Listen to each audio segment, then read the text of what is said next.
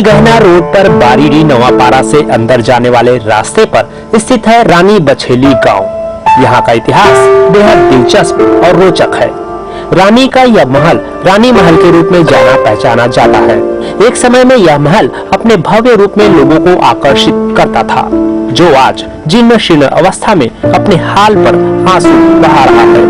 खैर, आइए हम बताते हैं इसका इतिहास कि यह महल रतनपुर नगरी से किस गहराई के साथ जुड़ा हुआ है। किला के बारे में पूर्वज मन बताते हैं कि यह कमलापति रानी की गांव है। अच्छा, पुराना किला है। हाँ। हमारे यानी दादा परदादा नहीं जाने। हाँ। और यह यानी ऐतिहासिक गांव है। अच्छा, ये रतनपुर के यानी राजा के गांव कथे।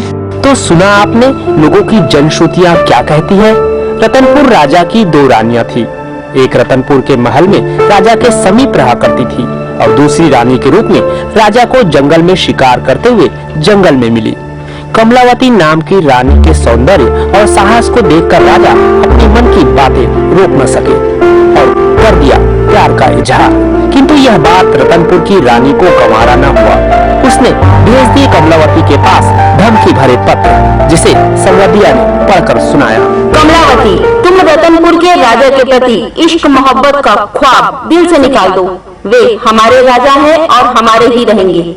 उन्हें यदि तुम हमसे छीनने का प्रयास करोगी तो कसम भवानी की हम तुम्हें जान से मरवाने में जरा भी संकोच नहीं करेंगे। मन की कहे के अनुसार बताती हूँ, ये शादी करके अलग से मानेगी तो ये सुनकर कि मोर सोच पर मैं नहीं गया, यह उपरांत ठास के फेमसी रात में इधर बनाएगी और रहेगी। रतनपुर रानी का यह संदेश सुनकर कमलावती ने रतनपुर राजा को अपने पंडाल में आने के लिए विवश कर दिया और उसने राजा से कहा, राजा, जितना बड़ा महल आपने रतनपुर में बनवाया है उससे अच्छा महल आप मुझे रानी बछेली में बनवा कर दो। तब कमलावती के प्यार में डूबे रतनपुर राजा ने रानी की इच्छानुसार वास्तुकला के बेहतरीन कलाकृति से रानी सागर महल बनवाया, जिसकी खूबसूरती देखते ही बनती थी।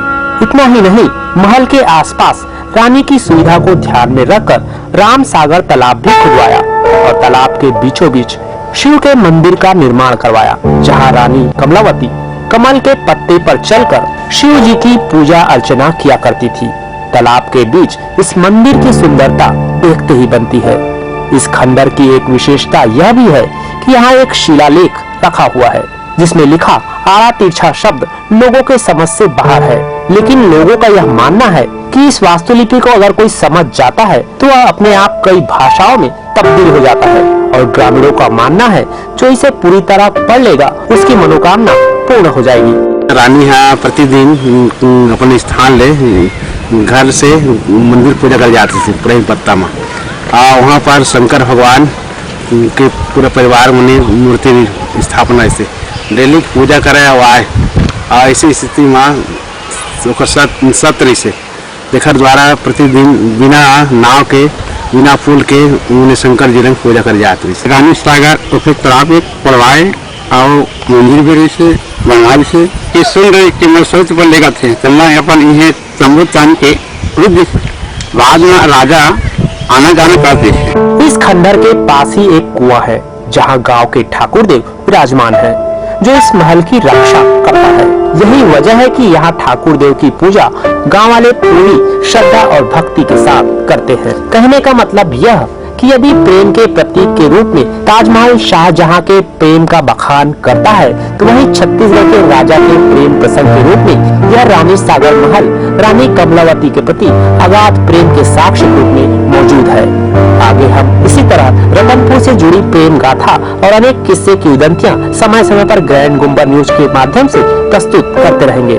तब तक इस प्रेम गाथा को करीब से जानने और समझने घूम कर आइए रानी बछेली गांव। ग्रैंड गुम्बा न्यूज के लिए कैमरामैन सोनू मानिकपुरी के साथ गिरीश मिश्रा और वासित अली की रिपोर्ट।